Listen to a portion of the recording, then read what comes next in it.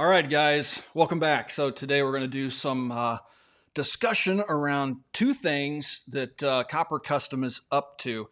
If you guys have followed Copper on Instagram, if you don't, please do. It's Copper Custom on Instagram. They're doing some really cool stuff. And we're going to talk about some of the custom work, but also want to talk about something that was featured on TGC News recently. And that is the new Ruger. Yeah, go ahead and grab it. The PC9 chassis system. We showcased this to our Patreons in Atlanta a while ago, about a month ago, and showed everybody the chassis system. But this is it, and they're in production right now. I'm sorry, the microphone's in the way of the chassis, but you can kind of see what it looks like there. It just drops right in and uses standard AR-15 M16 pistol grips, including the extended versions back here. Has built-in QD mounts, has a 1913 pick rail mount back here for mounting all different sorts of stock options. It maintains its ability to, using my bum finger there, my Barrett finger, breaks apart just like the standard model does and works with every known rail system on the market. So yeah, that's, here, you hold it for a little bit. And this is Dave, in case you guys don't know. Dave, it's been a while since I've been on here. Yeah, it's been a while. I forgot who I am. Have to remedy that, right?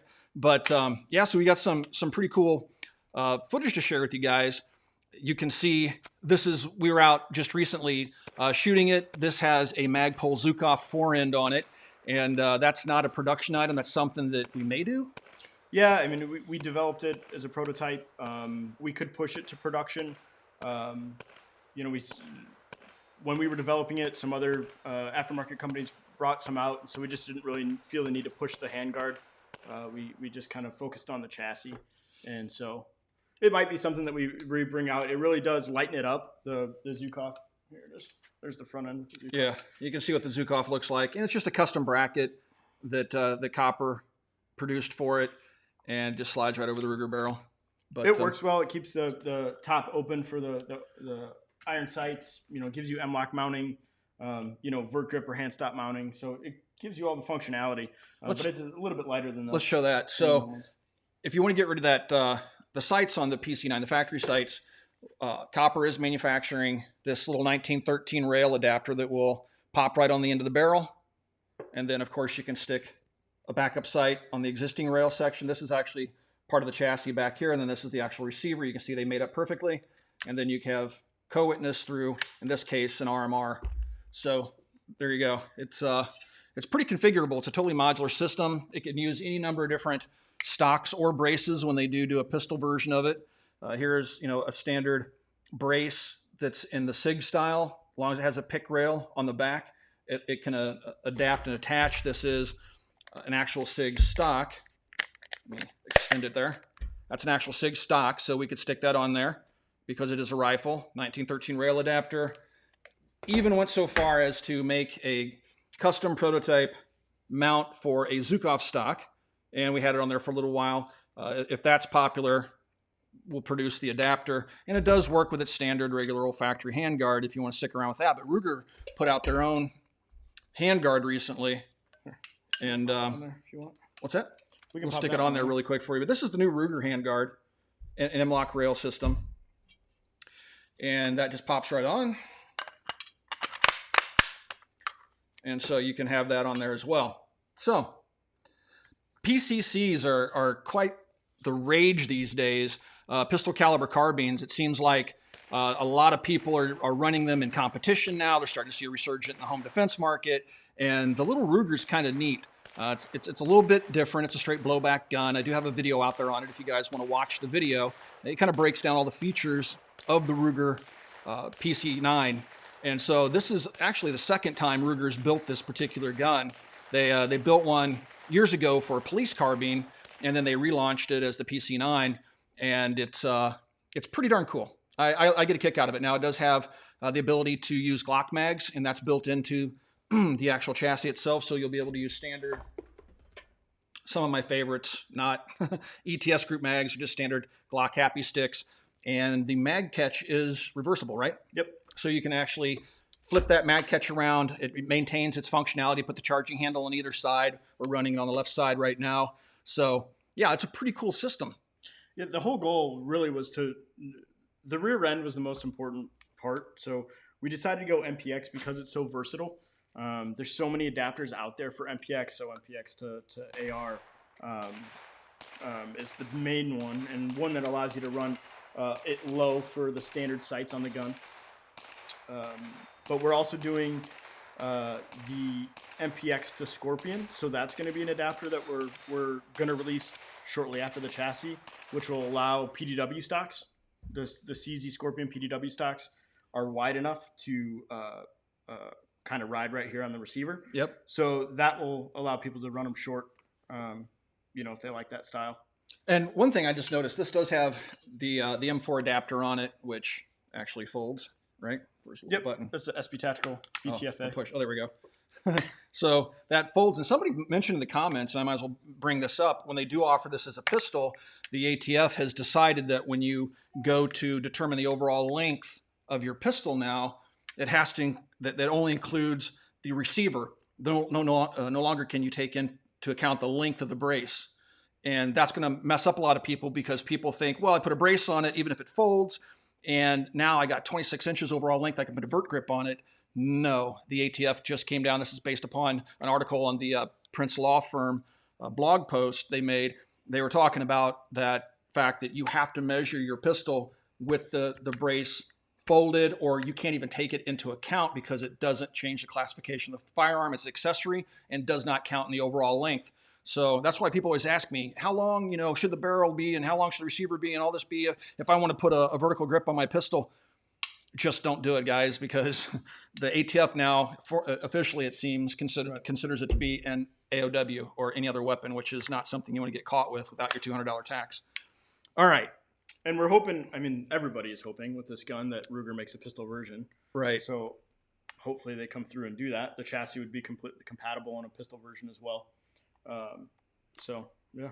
Got some more B-roll of the gun being shot. There it has the Midwest Industries rail on it that was Cerakoted by copper, so it matched the finish. And the engraving on this one, the copper engraving will not be on the factory one. It would be more subdued. We just put that on the prototype. Oh yeah, for people that didn't want the big CU29 on it. Yeah, what he's talking about, this is just on the prototype. Oh, there it goes. It's reversed. So that's not going to be on the factory gun. We're not going to do an STI and do a big billboard on the side of the NASCAR. NASCAR. The other thing, and I can't remember if you mentioned it, Tim, but the sight rails will also allow it to run. No, I got to type it up. That's okay, as long as it doesn't fall off. Yep. So people that are worried about the takedown mechanism messing with zero, you can actually run your red dot out on the rear rail, which is a manufactured item from copper. Yep. It replaces your rear sight. The chassis should come with the rails if you decide to change out your factory sights and do flip ups or just run it optics ready. So it should come with it. You could use them if you want. If not, no big deal. Yeah, I think it's a pretty cool idea. We've seen some other folks jumping on the bandwagon. It seems like everybody does things in twos or threes. But what's the actual cost going to be? I know it's been coming up in the things. Let's talk about what the target market is in terms of price. We don't have a definitive MSRP yet, but it will be sub $300. So for right around $300, you can get the chassis system, and it's a drop in. The chassis with the MPX rear end and the sight rails is what we're pretty much decided on being the standard package. And we're gunning for about 6 to 7 weeks out for release of the first batch of them. So somebody asked about a 6.5 video. We're gonna try to keep this to an hour, but yeah, we will be doing a 6.5 Grendel video here really soon. We're out the range is probably where you saw us posting on Instagram. We're out the range shooting 1,000 yards with a 6.5 Grendel ADM that Copper's carrying right now. But we will have a separate video on that here really soon. Did not disappoint. Yeah, it is truly a 1,000-yard capable rifle out of just a standard length AR-15. The 6.5 Grendel is amazing. It truly, truly is. All right, let's see. A lot of 10 mil comments, and we're hoping You know, I they do a talked. 10 mil on that. That would be nice. It's going to take a whole new gun because I talked to Ruger when that gun came out, and I said, "What are the chances of a 10 mil version?" And knowing, having looked at this version, the action's just not big enough. The 10 millimeter is longer than your standard 40 or 9 millimeter, and that's just a 9 millimeter action. The 10 millimeter is going to be considerably longer and would require a longer receiver, so it's not going to be a conversion. Now they may offer. It seems fairly short-sighted to me that Ruger wouldn't offer a 10 millimeter, given that even High Point's in the 10 millimeter game now. And theirs works great, by the way. I love my little High Point 10 millimeter. So let's see. Do you catch any questions or anything? I'm not seeing any questions, just comments. If you Okay. guys have any questions on the specifics of the chassis or Yeah, just shoot your questions over. compatibility or requests, you know, it's not set in stone. I mean, we can always do different conversions if people want a certain stock compatibility. The Zukov is one that we're messing with. I really like the Zukov stock. It's pretty straightforward to do. I have this on one of my SBRs, and my Scorpion. The adapter. So we have modified. There's a small company out there called Springer Precision that makes a MPX to Zukov adapter, and it doesn't work on the PC carbine out of the box. So we'll probably have to manufacture our own, but we heavily modified this one to work. But if you have an MPX and you like the Zukov stock, they do make an off the shelf one for that. But we'll probably have to make one specifically for that, just because there's a taper on the rear of the MPX that they left material for that isn't needed for a standard pick. All right, cool. Any questions popping up? Who else is doing 10 mil PCC besides High Point? Chris, the Vector, is 10 mil.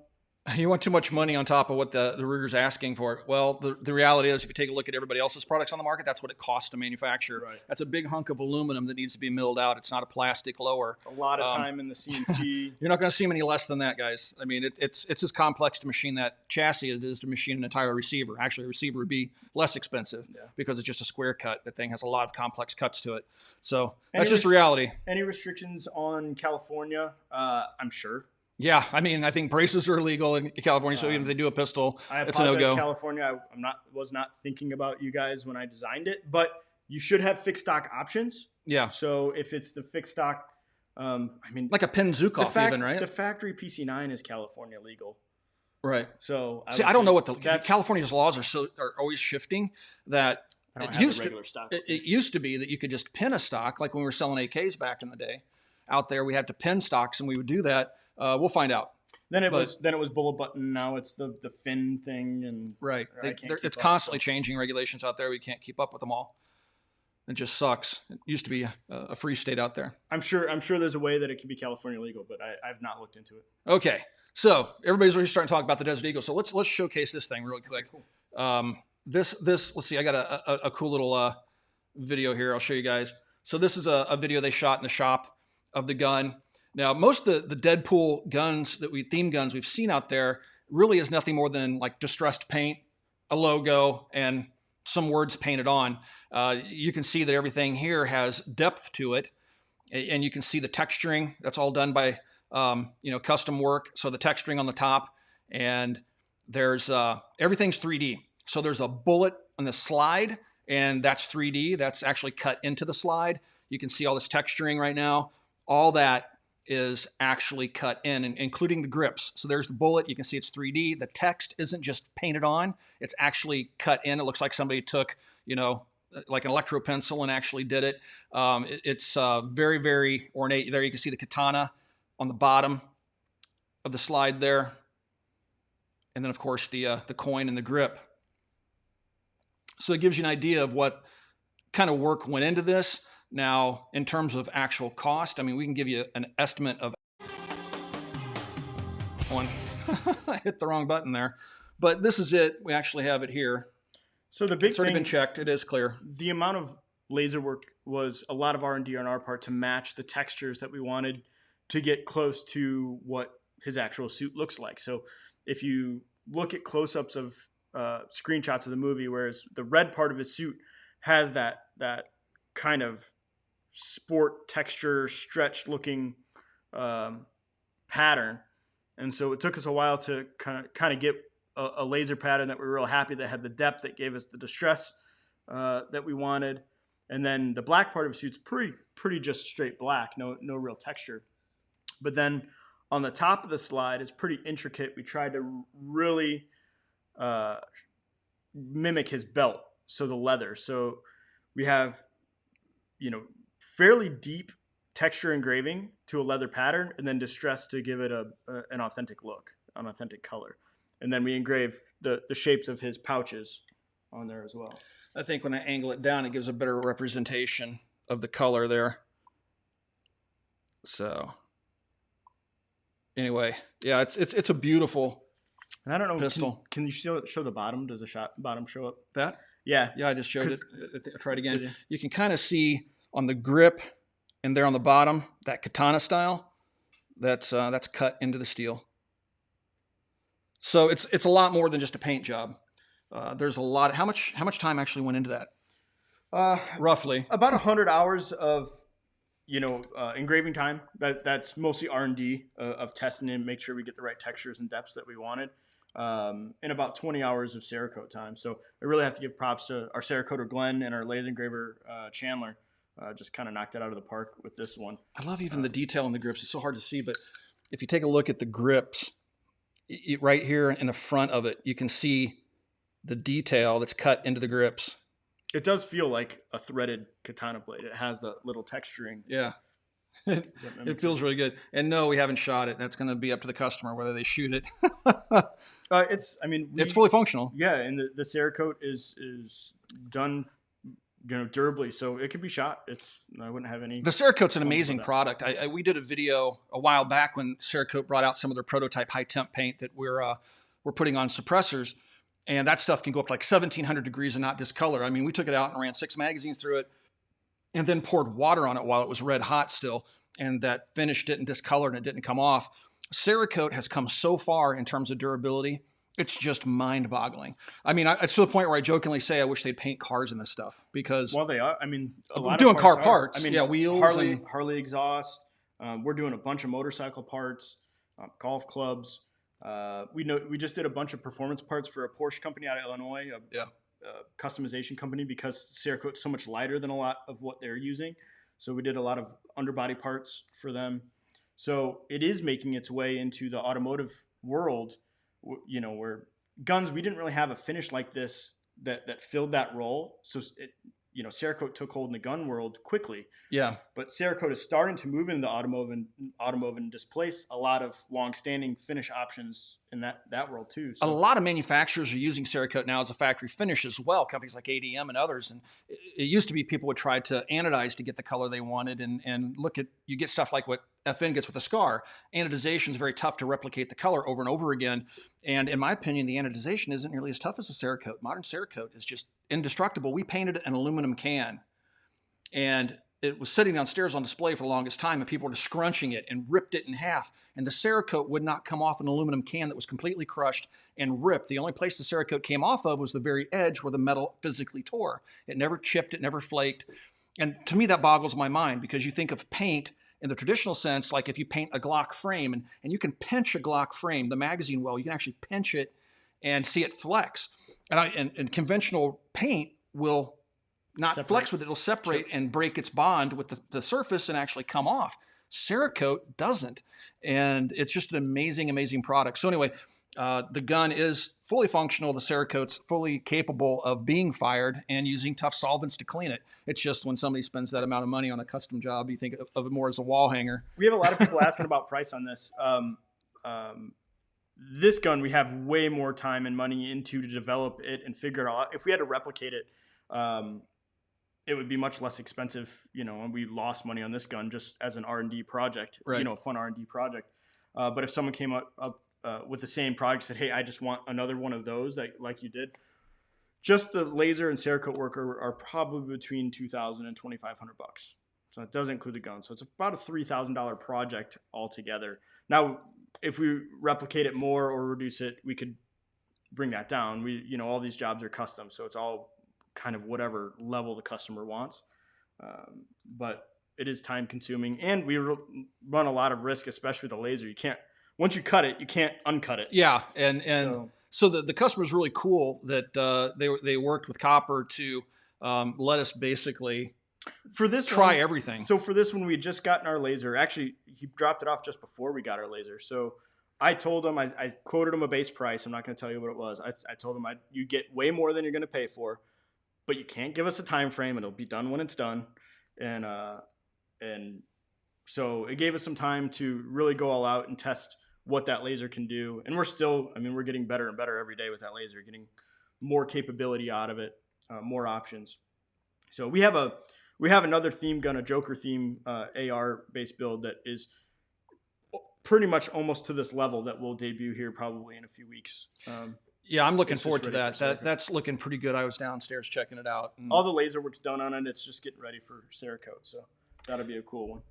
All right, so let's see. Somebody was talking about, yes, the Ruger PC9 is a heavy carbine. So the chassis is made out of aluminum, and that, believe it or not, keeps the cost down versus trying to get it injection molded. And over time, the injection mold will be cheaper, obviously, but the aluminum is still lightweight, probably not as light as polymer, but the overall gun is still heavy. So the chassis is not going to reduce the weight of the gun, especially if you put a rail on it and the other stuff replacing this rather minimalistic polymer front end that it comes with. But even this is fairly heavy. It almost feels like wood. It has such a high density to it. But yeah, the PC9 is definitely a heavy gun, but that translates into a very soft shooting gun. So when you're out shooting it, I think that's why some of the competitors, once they shoot these things with an inline chassis where the bore is in line with your shoulder, I think these competitors that are running 9mm carbines are really going to maybe gravitate towards the PC9 because it is a little bit heavier and it shoots so stinking flat. So it's a high quality 9mm AR Glock mag fed AR is there's not a whole lot of options under $1,000 for a really high quality one.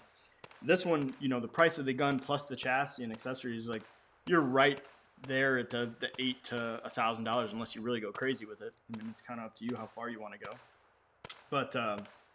But yeah, it's a really good option. It's really fun to shoot. It breaks down. You can fit it in a small backpack for a camp gun if you want. I'd like to see Ruger make a light version like they do with the 1022 and the Mark series pistols, where they do a thinner barrel with the aluminum sleeve over it. Yeah. Instead of this is fluted, but it's still heavy. A heavy barrel, and of course a pistol. I mean, just do a pistol version, and let guys go do their thing with that. All right, just scrolling through here really quick, guys, to see if there's any questions. If you have something you wanted to ask and we missed it, just do a quick super chat and we'll see it pop at the top, and we'll go ahead and answer your question. Does the chassis have QD mounts? Yes, it does. So it has QD mounts machined into it. So it'll have the QD mount in the receiver and then whatever you want to run up front. So this rail actually has a QD in it, and so it would work in conjunction with the one that's manufactured into the chassis itself. And this is a separate piece, so we may have options that change this out. If you didn't want to do an adapter, we might have an M4 one that just replaces that piece. We have one machined as a prototype. We might bring it out, but MPX to M4 works just as well. All right, just scrolling through looking for questions here really quick. All right. Yeah, people are saying they hate that it doesn't have a pistol grip. Well, yeah, that's one of the major reasons why we wanted to do the chassis, was because the pistol grip certainly changes the dynamic of the gun and makes it far more comfortable to shoot for most people, especially those that are used to shooting AR-15s. Wrist stocks are kind of, not as common as they used to be. It seems like AR-15 is America's rifle, and people are striving to get more firearms that feel more like the AR-15 for good reason, because Eugene Stoner was a genius, and the ergonomics on the AR-15 is really through the roof. And we did, it'll fit pretty much all AR-15 grips, aside from maybe some anomalies out there, but both the Tang ones, the ones with the rear Tang, as well as just the squared off ones should work fine. So one guy's asking for color options on the Cerakote, and spilled for the chassis? Traditional, yeah. These are going to come hard coat anodized. We'll offer, as we do with pretty much all the guns from Copper, that you can always pick Cerakote on checkout. But there will be lead times to doing the Cerakote options. We might do, very likely we might do some off-the-shelf colors or patterns in short numbers. The problem is right now we're just got so much work in Cerakote right now. It's to fit in a big, run of factory stuff in there. Just backs. Might actually, would it be possible to do like a pre-order and set a block aside, like a known number for like 4 months down the road for people that might want like flat dark earth or some other color? Yeah, so we're changing things around in the Cerakote department a little bit to prioritize some single color stuff. It'll make it easier to fit in like at least just single color variation options. So we'll do it eventually, but on initial release, it'll just be hard coat anodization unless someone one-off custom orders it. So somebody just said, give everybody an update for those that just jumped in. We don't want to redo the entire video, but we were talking about the Ruger PC9 chassis system from Copper Custom, and then we were showcasing the Deadpool custom gun to showcase some of Copper's custom work capabilities. This gun is all 3D, laser engraved with texturing and extensive Cerakote work. So you can see kind of both sides of it there. So that's the quick and the dirty update for those that are just joining. The PC9 chassis system allows you to use just about any 1913 type accessory and or M4 buffer tube type stocks and or braces for whenever they hopefully come out with the pistol version of the gun. All right. I see people asking timeframes. 6 to 7 weeks before the first run is available. I'm confident, or I'm hopeful that we'll have them out even quicker. I'm just trying to be conservative on my. Yeah, that's what's tough. They're in machines. They're being cut right now. If somebody gives a date and that date gets missed by a little bit, then people will go, "Oh, it's vaporware, ain't gonna happen." So they're just in manufacturing right now. They're final. This is a production, the final production prototype. So this is the final approval. So they will be, the lines, everything will be the same here. They won't have the Copper logo on this. It'll be much more subdued somewhere else. So it'll just be flat-sided. They are very good hosts for Cerakote. I mean, you have a lot of surface area if you want to do cool designs, or even, rattle cat them yourself. I'm going to take care of the super chat really quick. Yeah, go ahead. Jim asked that what I thought about the SIG design and quality. I think SIG does amazing designs. I just wish their quality was as good as their design capabilities because they truly innovate. This is kind of getting off subject here, but things like the P365, I want to love the gun. My Rattler, I love the gun. Mine works flawlessly. Great design. It's different.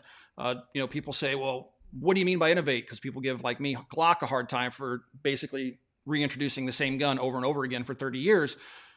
If you want to look at a company that can innovate, that is SIG. Unfortunately, I'm running about 50-50 on whether I get a gun that works or not. So I think the quality control is their biggest issue. People are asking chassis pre-order. We don't take money up front, but there is a email sign up on Copper Custom's website. If you just type in PC9, it'll pop up. You can go create an account, sign up for email. So when you put it in stock, you'll immediately get an email. Yeah, I mean, one of the things that we don't like doing is funding projects with people's pre-order money. It's best not to do that because that's a great way to get yourself in trouble in the online gun community with good reason, because so many companies have misused that pre-order money and ran development out forever and never produced a product or brought a product to market years late. Admittedly, we ran into that issue with the 4006 California highway patrols, that they were flowing in steadily. So we were getting about a couple hundred every few weeks. I opened up pre-order, let people order them, and all of a sudden California stopped shipping them off. And so I dealt with that for about a year, but we got everybody taken care of, and got them the guns they wanted, and they've continued to flow in. So now when they come back in stock, we just put them in stock for what we have, and don't do that. We learned our lesson. So Logan's asking, thank you for the super chat, Logan. Logan's asking, will you bundle it with any hand guards or buffer tubes? Also, are there any SVT40 videos on the way? The SVT40s are rarely shown its face around here. That's true. I do have a couple SVT40s, and we will get them out and show them. There's so many guns we want to show. It's just a matter of time, but we got to stretch it out too, because hopefully I'm able to do videos for the next 20 or 30 years. If we still have a platform to post on, that is. But yeah, so we will do something like that. So Dave will answer the question whether or not hand guards or buffer tubes will be offered. What type of packages are you thinking of? I don't know yet. I mean, initially we were really thinking about doing packaged up with hand guards, but then Ruger released their standard factory M-Lock, which is, I think it's like a $50 increase in price of the base gun, which is really not bad for an aluminum handguard upgrade. So, if anything, we might release that Zukov handguard adapter down the road. but we'll probably just have them for sale as for people to do whatever we want. So the rails, when we do the chassis, how we do our listings at Copper is you'll see the main chassis.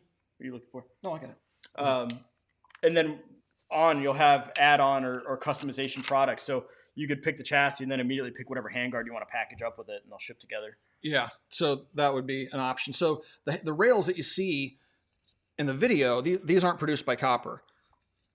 These 1913 adapters are produced by Copper, but the rail itself is not. So like Dave was saying, we'll stock some different variations in the store, but you have the factory polymer, the factory aluminum M-Lock, you have Midwest Industries M-Lock, you have Parker Mountain Machine M-Lock options out there, and that's on the start. I'm sure there's going to be more to come. So yeah, and people are going to keep introducing them, and Dave worked with the guys to come up with a contour here that will fit pretty much anything that flush fits with the factory stock. So pretty much all the rail adapters should work unless somebody does something completely crazy.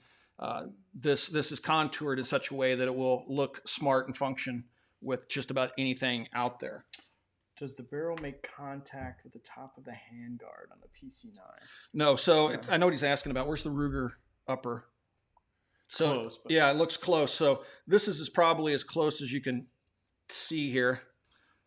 This is the Ruger factory handguard, and I agree. It looks kind of goofy because it's off center, but it doesn't touch. That's their front sight protruding through their handguard, but the barrel doesn't touch the handguard, even though it comes really, really close.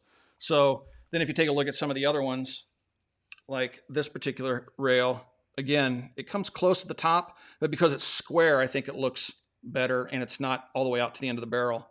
So yeah, I mean, there's already 3 or 4 different handguard options or rail options out there. You guys, I mean, what do you guys think? Would you guys like to see a Zukov adapter? I mean, it clamps to the barrel, so you can see the clamping block right there. And, you know, I know Dave likes it. We've put Zukovs on all sorts of things. We put them on AKs and all sorts of stuff. I like the contour, but, you know, it feels good. Other people that didn't, so and when the other options came out, I just kind of backburnered it. But, yeah, let us know. I mean, we'll push to market if people are interested. Thanks, Nick, for the super chat. Kind of off topic, but will we see an in-depth look at the B&T APC9K Pro with Glock lower anytime soon? Asking for a friend. So we did do an actual video with James Reeves from the Firearms blog. We actually had the actual military B&T gun out for a video, and we kind of went over all the features. The semi-automatic's going to be pretty much the same gun, just in semi-automatic only. We haven't really gotten any in The yet. civilian Ks won't be available until after summer because they're still waiting on ATF approval on the K model. Okay. So the full-size APC Pros have already shipped in. We've already had some. They've sold really quick. We're waiting for more import.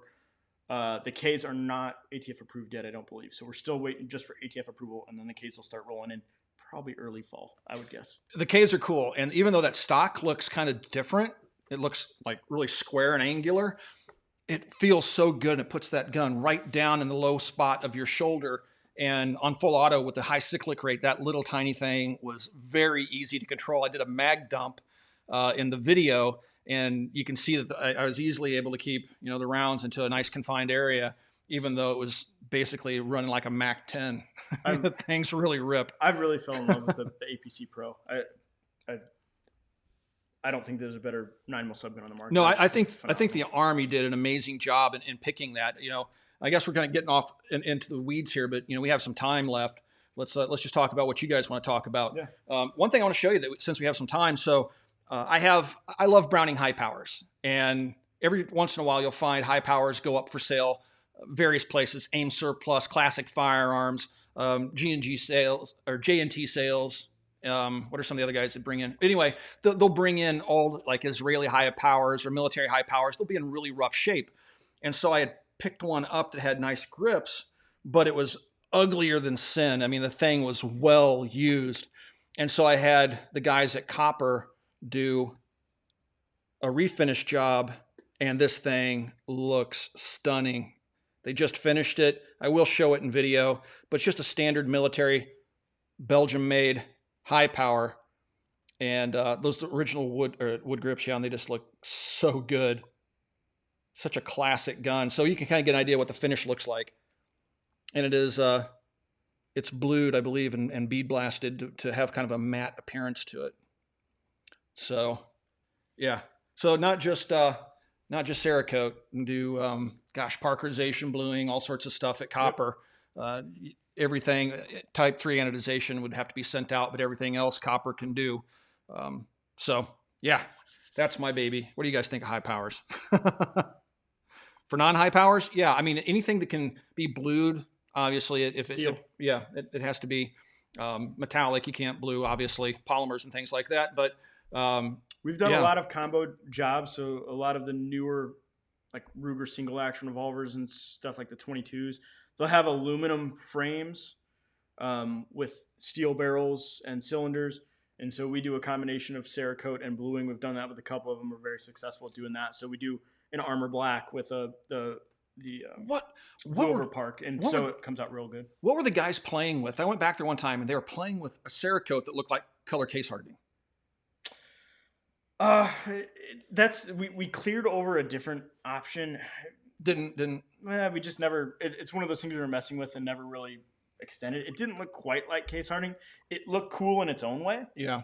It looked pretty close to me. I mean, it was. But we could get better. We just gotta figure out the mixtures. Yeah.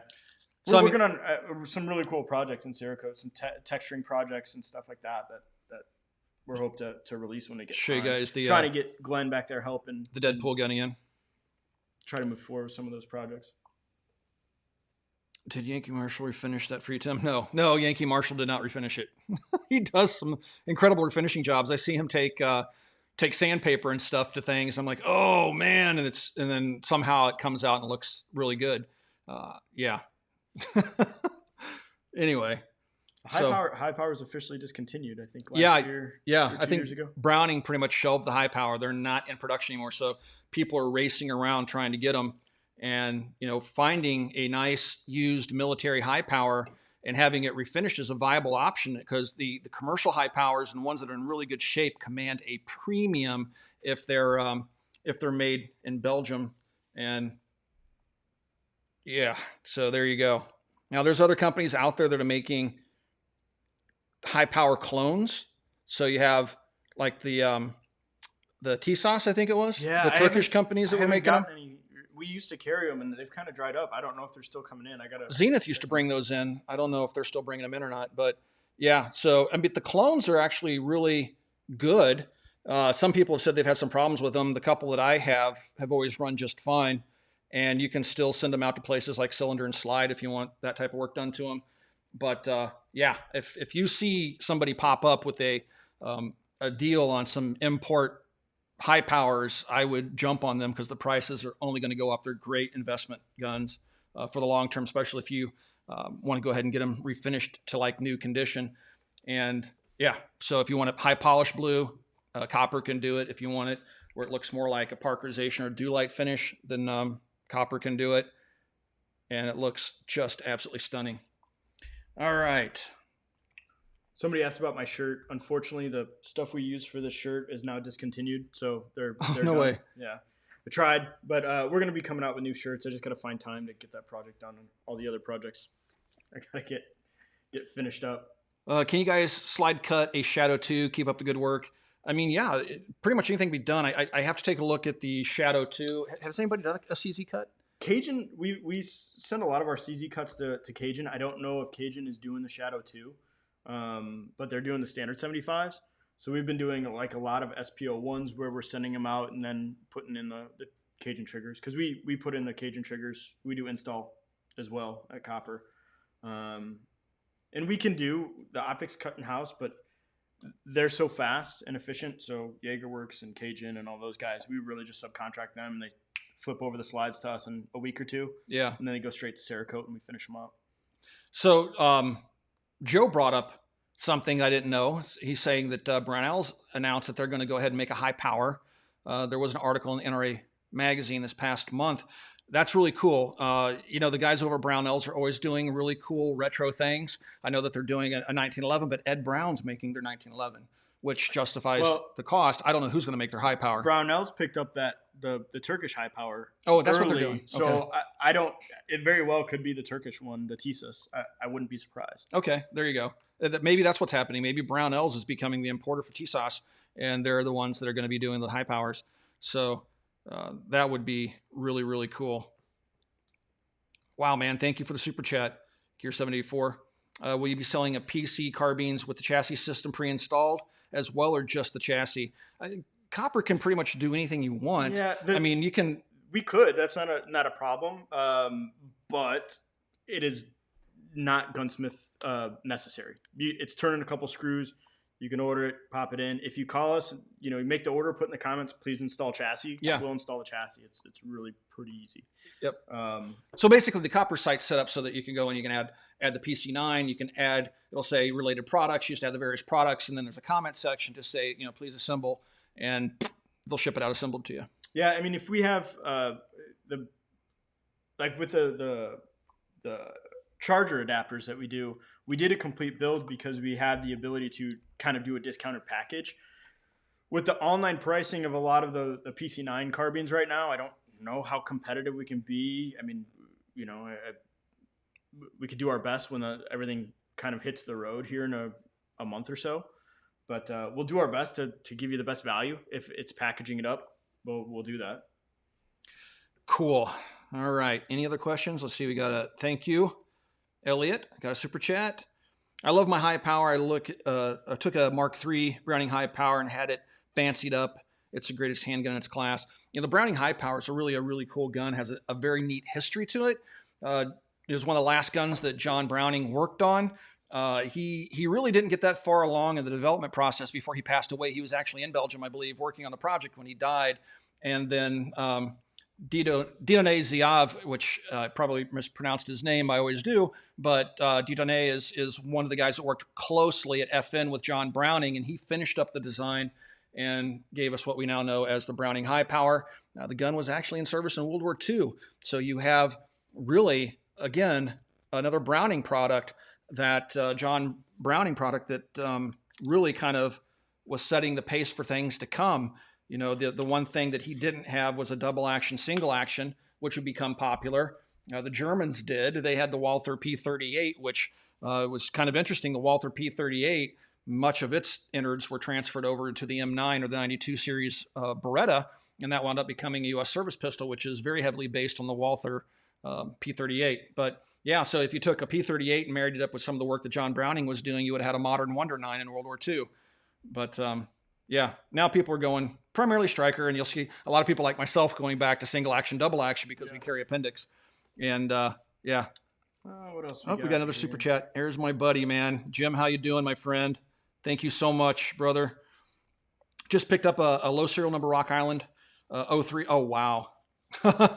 It still has a factory blue finish. Oh, man. I saw a collector that had one in that condition, and the bottom metal butt plate were just parkerized at some point. Could you guys re-blue those parts? Absolutely. One of the things, and that would be done through Definitive Arms, and they take great pride in the fact that they can take and match finishes to original military finishes. So we have guys bring in things like M2s and stuff like that, Brownings, and they want to have them worked on, and they want to keep everything historically correct. And Definitive Arms is the company that's here in the copper facilities that would be doing all the parkerization, refinishing and stuff. So you're having, very, very competent gunsmiths working on that gun. So yes, the answer is yes. And Jim, because you are such a tremendous supporter of the channel, just give us a call and we'll hook you up with whatever you need and get you special pricing. Let's see. Any PC9 short barrel options? Right now, no, because you can't. Up. Yeah, so it's illegal to turn a rifle into a pistol. You can turn a pistol into a rifle, but you can't turn a rifle into a pistol under U.S. law. As much sense as that makes. Yeah, because people would go out and buy a rifle and then they would turn it into a pistol, and the government fears people with handguns, I guess. Yeah, we need a PC9 pistol from Ruger would be the great jumping off point for that. Or you can pay your tax stamp and SBR your PC9. Those are your options right now. Yeah, I haven't heard any definitive answers out of Ruger yet, whether or not they're going to offer a pistol, but it only makes sense. I mean, for goodness sake, they made a pistol out of the Ruger 1022. It took them like 40 years, but they finally made a pistol out of the 1022, and copper has a charger adapter for that as well, which is really affordable and just pops right on the back of your polymer charger. stock. All right. All right, here we go. Got another super chat. Hello from California. Hello. Just dropping to say that California is forcing me to get into reloading. Yeah, so for those of you guys that don't know what's going on in California, they just, I think it happened July 1st, they just banned the private sale of ammunition. So you cannot mail order ammo in California. All ammunition sales have to go through an FFL dealer. There's a $1 fee, and if you're not already in the database that California has a record of registered gun owners, yes, California registers gun owners, which is constitutionally illegal, but they're doing it. Nobody's challenged it yet. Well, maybe they are. It just hasn't made its way through the SCOTUS. But so if you're not in the California database, you got to pay something like $19. And it's not an instant background check. And then you can go make your purchase. If you're in the system, then it's just $1 at the time of transfer. But I mean, California is just harassing the heck out of their gun owners. And it's unfortunate. You know, I actually used to live in California back when it was a free state, and absolutely beautiful back in the time when people were running the dunes and dune buggies and stuff. They've banned all that now. But if you want free health care, just come in illegally and you can get it in California. It's unfortunate. All right. Got another super chat. Will Copper Custom Armament make a PCC rear stock like or similar to the Strike Industries Viper PDW? I'm guessing that's just, I'm not familiar with the Strike Industries specifically. But the PDW option that we have, we'll be doing an MPX2 Scorpion adapter, and that will allow the Scorpion PDW is wide enough that it'll work. So we hope to have that shortly after the chassis release. So we'll get it out as fast as we can. It's in the works. Okay. It's been prototyped. It works. Sounds like California may be infringing. They are infringing, but they've been infringing for a long time and nobody's held them accountable. So we'll see how that plays out. All right. Well, guys, looks like we're coming up on the hour mark. And if you have any questions, get them in now. Again, this is kind of the formal announcement video that the chassis system from Copper Custom is soon to arrive. And go ahead and stick its barrel on it there really quick for you so you guys get one last look at it in its complete state. There you go. So again, the basic package should include the chassis, the MPX rear adapter, and the continuous sight rails to replace the factory sights if you desire to run flip-ups or your optic out on the takedown barrel as opposed to the receiver. And it maintains the ambi mag release. You can configure it so it'll release from either side. Your charging handle is reversible, and it will use any standard AR-15 M16 pistol grip. And the rear section, again, is a modular component, so it can be switched out for future rear ends. And it does have the QD adapter built into it. So that's it, guys. Any other questions, Dave, before we say adios? What's a good price for a high power? Boy, you used to be able to find the things for like $399 on the surplus market. And you can get some of the TSOS clones and things like that for right around $400 or $500. What were those things selling for when they were coming? They're like six. Were they six? Ish. Yeah. So I would imagine the price of the clones is just going to go up simply because Belgium's not making them anymore. FN's dropped them.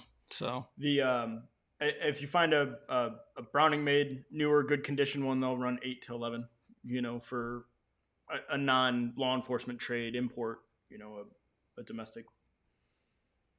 So there's that 26-inch requirement thing again, guys. Keep in mind, if you have a braced pistol, the ATF does not consider the brace as part of the gun. It's an accessory, and it does not add to the overall length. So if you have a brace on your gun, you're measuring from the end of the brace to the end of the barrel, and you get to 26 inches, you put a vert grip on it, you've just manufactured an AOW, which comes with a 10-year penalty and a pretty hefty fine.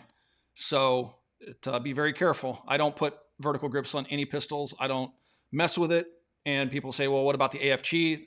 The ATF says if you can get a thumb around it, it becomes a vertical grip. The AFG, you can't get a thumb through it. So in theory, it's okay, but I'm not going to give legal advice. I just say don't mess with it.